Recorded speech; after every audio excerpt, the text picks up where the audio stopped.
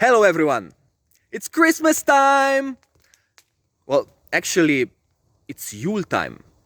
And tonight, we're gonna talk about the festival of Yule. Now, we all know that Christmas is a combination of several older pagan midwinter festivals. And Yule is one of these festivals that contributed to the development of Christmas as we know it today. Yule was celebrated by the ancient Germanic tribes, and the Vikings were such a tribe. So Yule is also a Viking holiday. It was celebrated on winter solstice. It was basically a huge feast that lasted for 3 days and nights. During these festivities, people would offer sacrifices to the gods. So the gods would bless them and grant them good crops in the following year. Now you could sacrifice several different things. Primarily, you would sacrifice animals and their blood. But you could also sacrifice some meat. And if you were a good skald, now a skald is a Viking Age poet, you could offer your words to the gods in forms of beautiful poems. Yule was also the time of gift giving, but it was not only the gods that received gifts. Humans would also present gifts to other humans, and sometimes humans would receive gifts from the gods themselves.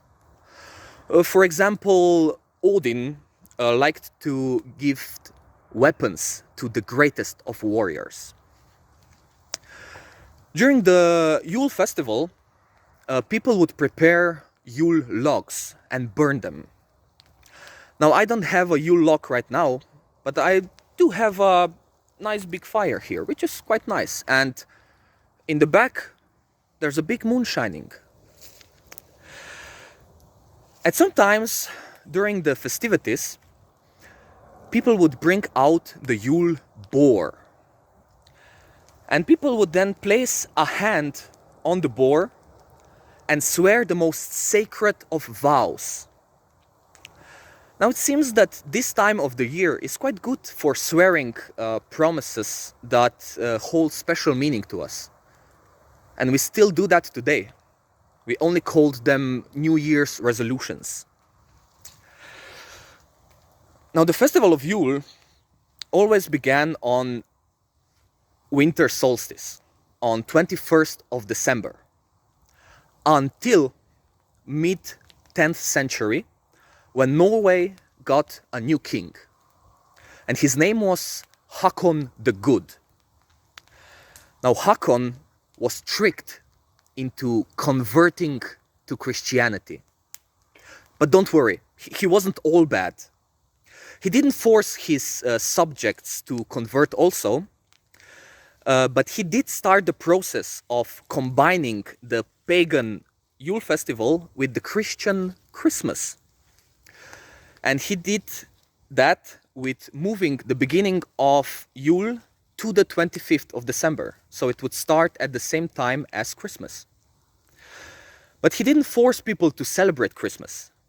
He just demanded that everyone celebrates a holiday, any holiday, during this time.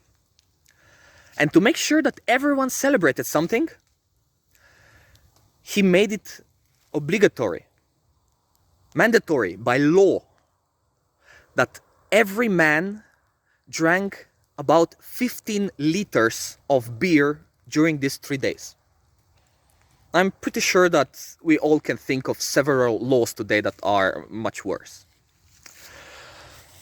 Now concerning Santa Claus, we know that he's a combination of several gift-giving old guys, but he bears a striking resemblance to Odin Allfather himself. Odin is often depicted as an old guy with a long beard, with a cloak and a hat, who roams around the world on his horse, Sleipnir. And the horse has 8 legs. And Santa Claus has 8 reindeers. Coincidence? Who knows? It's true that Odin's cloak is blue, but it was only made red when Coca-Cola started its advertisement.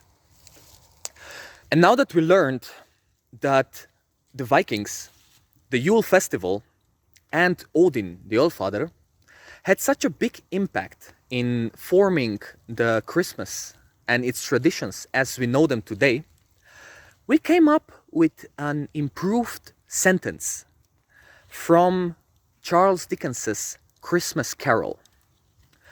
In that masterpiece, Tiny Tim says, "God bless us, everyone." But now that we know that Odin had such a big part in forming the Christmas traditions, we know that Tiny Tim got it only half right. But Giant Gaggy here has it correct. And the sentence should be, Odin bless us, everyone! see you next time. Well, actually, we are quite long already and we still have time. So let's make a sacrifice to the gods. We're not gonna sacrifice an animal. We already drank the mead, but we can give Odin our words. Now, my poetry is not worthy of the Allfather, but I can give him my favorite poem.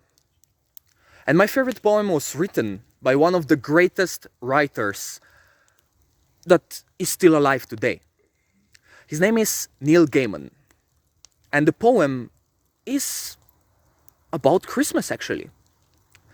And the poem is called Nicholas was older than sin, and his beard could grow no whiter.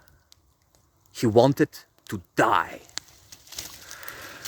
The dwarfish natives of the Arctic caverns did not speak his language, but conversed in their own twittering tongue, conducted incomprehensible rituals while they were not actually working in the factories.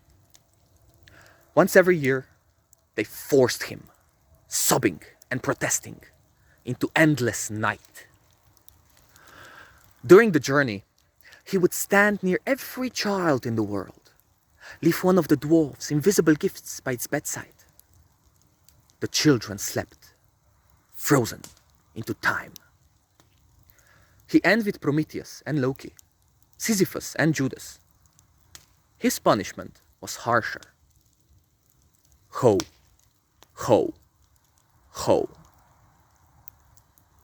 Odin bless us, everyone.